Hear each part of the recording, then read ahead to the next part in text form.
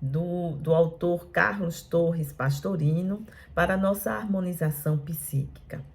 A mensagem é assim: não te queixe de abandono, ninguém está abandonado pelo Pai. Se notar que está só, que ninguém o procura, faça o inverso. Procure você alguém que precise de sua ajuda. Visite os lares pobres, as crianças necessitadas, os corações famintos de seu carinho. Derrame seu coração afetuoso no seio daqueles que sofrem e jamais se sentirá abandonado. Com essa bela leitura, vamos fazer a nossa prece.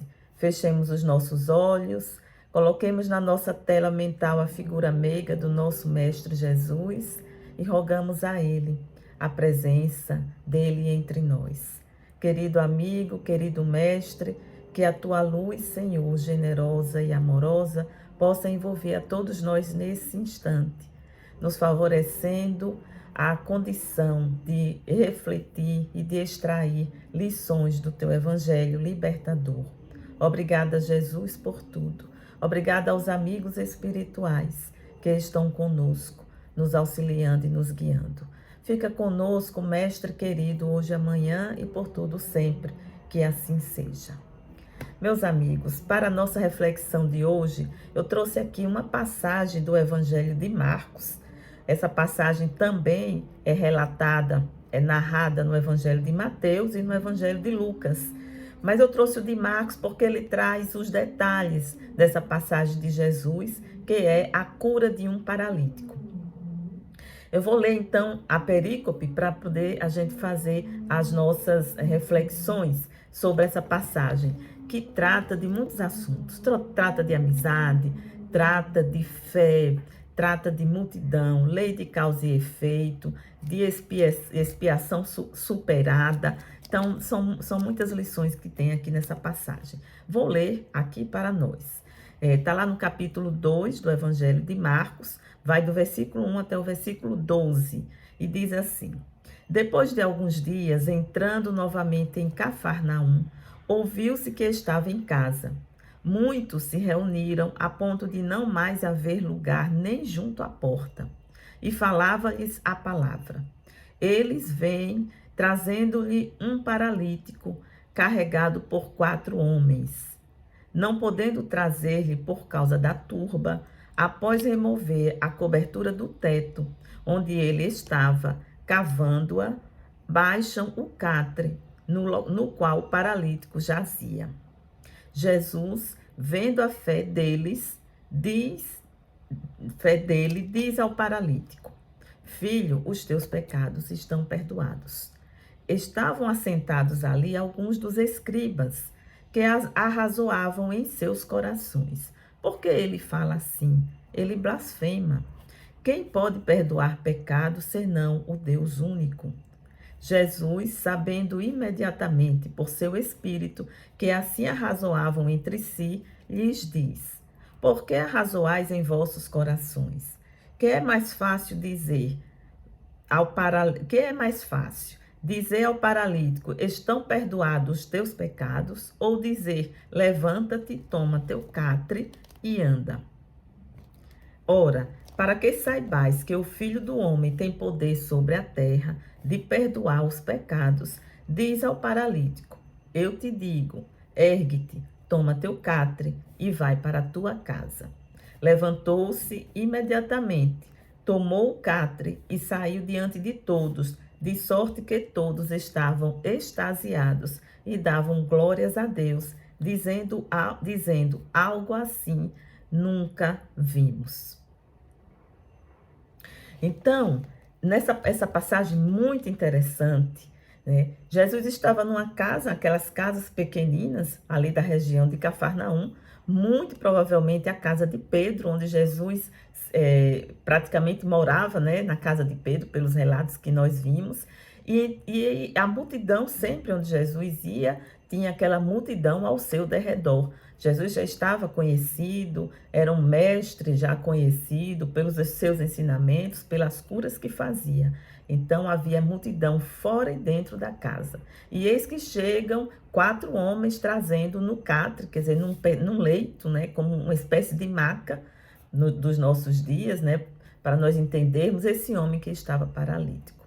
Nós vemos então aí vários elementos para a nossa reflexão. Nós vamos começar a falar pela questão do auxílio dos amigos. Esse homem estava paralítico e ele tinha aquela vontade de obter a cura, mas sozinho ele jamais chegaria até o local.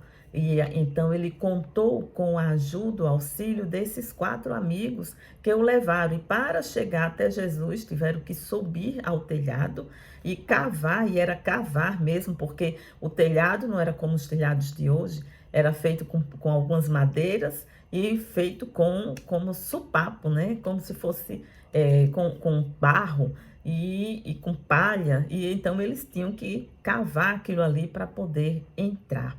E Jesus, ao vê-los, diz que ele tinha muita fé. No Evangelho de Mateus, Jesus diz, eles têm fé, né? Vendo a fé deles. E aqui é a nossa primeira reflexão, é que em muitas ocasiões nós estamos numa situação de tanta dificuldade que nós precisamos dos amigos. Nós precisamos de alguém que nos auxilie.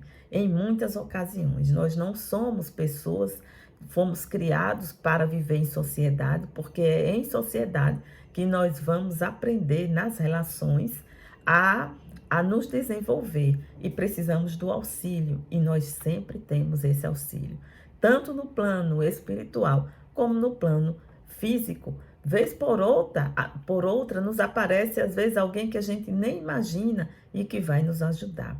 E isso também nos leva a pensar como nós devemos também estar aptos, estar solícitos para auxiliar os nossos irmãos na nossa caminhada. Sempre que houver uma oportunidade para que nós demos a nossa mão para que alguém possa caminhar, para dar um auxílio a alguém, é importante que nós façamos. Tem um texto de Emmanuel, o Espírito Emmanuel, pela psicografia de Chico Xavier, que está no livro Auxílio dos Amigos. Aliás, que está no livro Convivência, no capítulo 12, e o título é Amigos. E destaquei aqui três parágrafos, 3 pequenos parágrafos sobre essa passagem. Diz assim, ó, de quando em quando, aqui e além, por vezes, aparece determinado obreiro, trabalhador do bem, que se acredita capaz de agir sozinho. No entanto, a breve tempo reconhece a própria ilusão. Ou seja, muitas vezes nós que já nos colocamos como trabalhador de Jesus, trabalhador da seara do Cristo, muitas vezes nós queremos agir sozinhos, nós pensamos que podemos fazer coisas só o tempo inteiro. E Emmanuel vai nos dizer, o Criador articulou a vida de tal modo que ninguém algo constrói sem a cooperação de alguém. Amigos, diz o benfeitor Emmanuel, são alavancas de sustentação. Saibamos adquirir cooperadores e conservá-los, lembrando-nos de que o próprio Jesus escolheu 12 irmãos de ideal para basear a campanha do cristianismo no mundo. Meus amigos, essa é uma lição tão importante, porque muitas vezes nós nos achamos que estamos suficientemente preparados para agir, para fazer as coisas só, mesmo na seara do Cristo. E achamos que o nosso pensamento é o melhor, que a nossa opinião é a melhor, que a forma de trabalhar é a melhor e queremos ir sozinhos. Mas nós precisamos uns dos outros. O próprio Cristo, que é o nosso modelo, ele não dispensou o auxílio daqueles 12 discípulos e mais do que 12, né? Nós sabemos que aqueles 12 apóstolos, aqueles 12 discípulos que andavam com Jesus eram aqueles mais próximos, mas os seguidores do Mestre eram muito mais. No próprio Evangelho de Mateus, fala depois da crucificação de Jesus, depois que ele aparece aos discípulos, que passa 50 dias aqui na terra, em espírito, aparecendo às pessoas, ele convoca o trabalho de 72, que chamam 70, né? Mas pela contagem são 72 discípulos, trabalhadores que seguiram com ele. E nós também vimos na mensagem do Espírito Humberto de Campos, psicografia de Chico Xavier, que tem lá um capítulo, os 500 da Galileia, em que Jesus também falou para esses 500 após a crucificação. Aliás, os 70 foi antes da crucificação, corrigindo. Após a crucificação, foi que ele falou para aqueles 500 da Galileia, dando para eles a missão que eles deveriam ir seguir, distribuindo, anunciando, pregando o evangelho, não só com as palavras, mas com as suas ações. E desses 500 foi se multiplicando através das reencarnações e o evangelho foi disseminando. Portanto, nós não trabalhamos só, nunca. Nós sempre precisamos estar junto uns dos outros. Um outro aspecto muito bonito é a superação de obstáculos, que está nessa passagem aqui. Havia uma multidão, turbas, como os evangelistas falam, em algumas traduções tem turbas, que são multidões. A multidão estava dentro e fora da casa para chegar até ele, houve um esforço. E que multidão nós podemos trazer para nós? Significa essa multidão?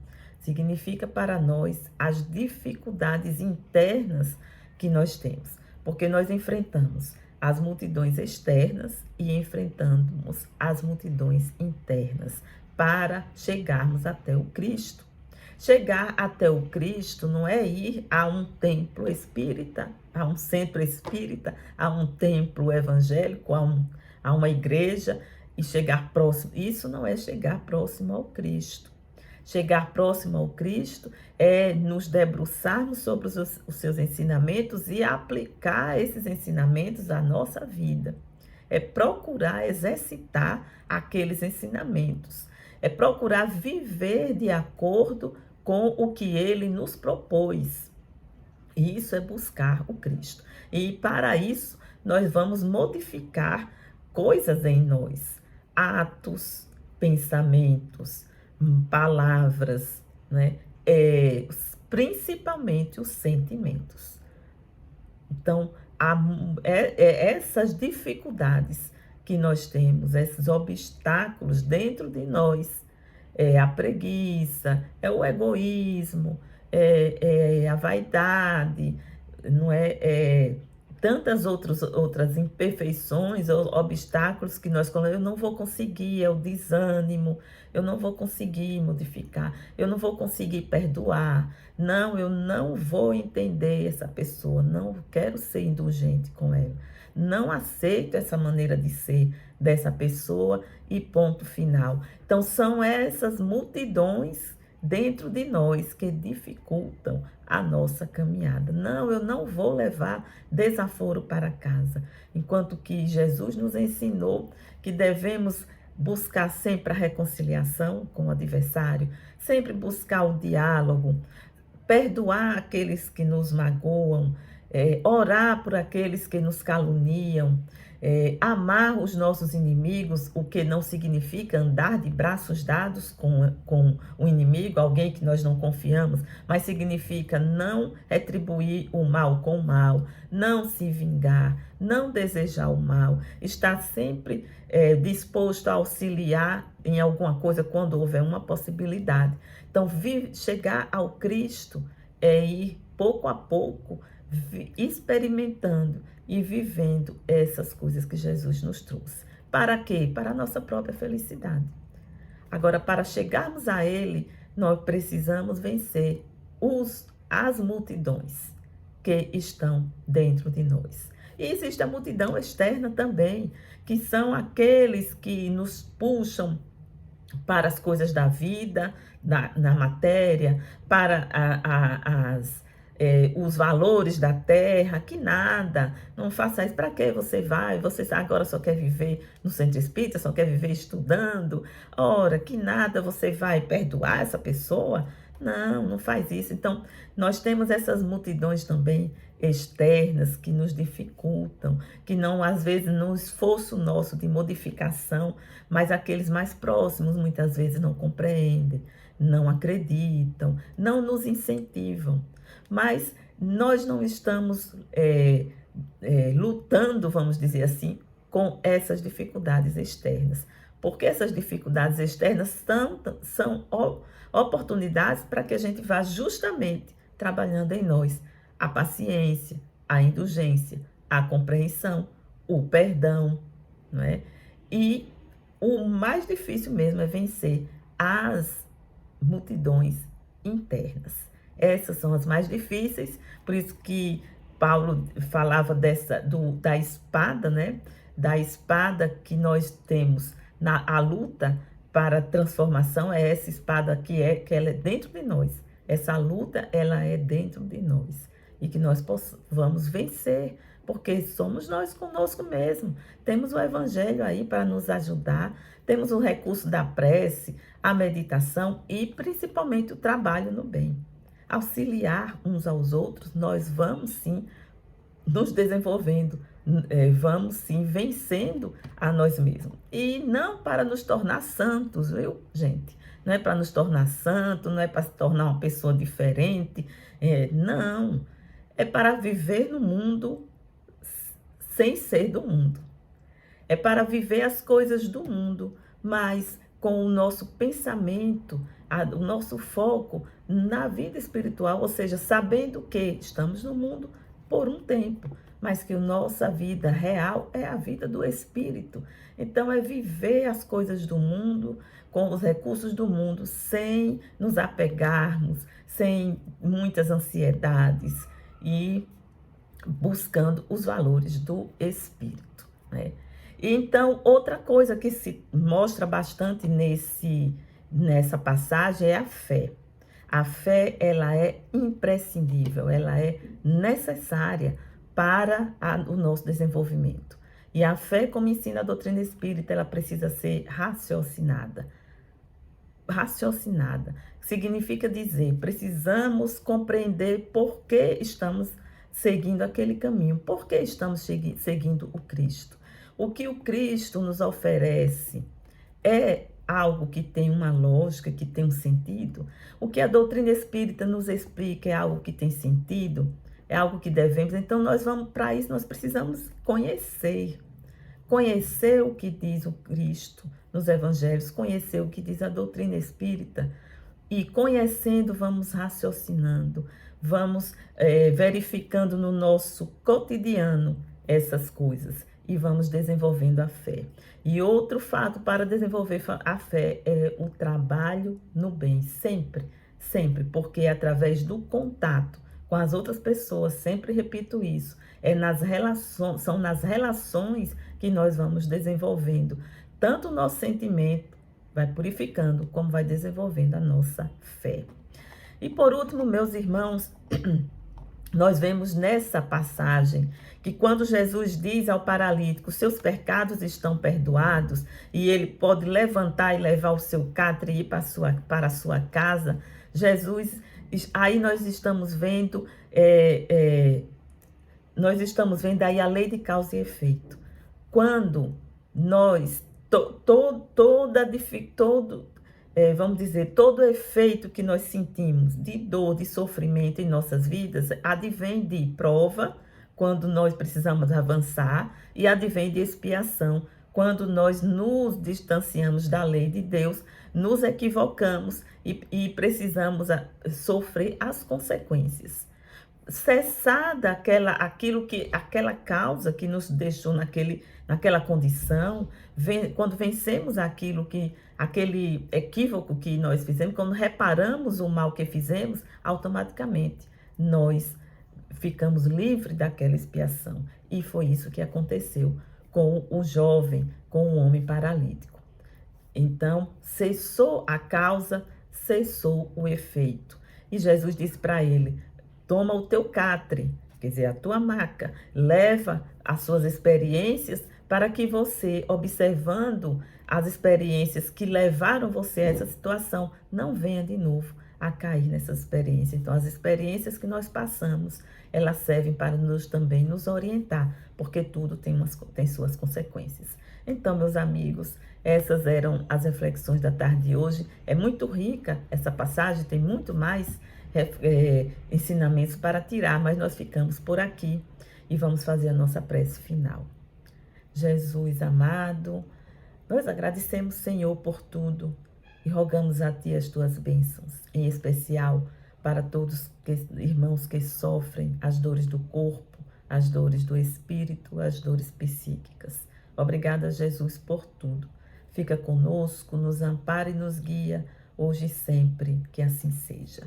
Muita paz, meus irmãos, e até uma próxima oportunidade.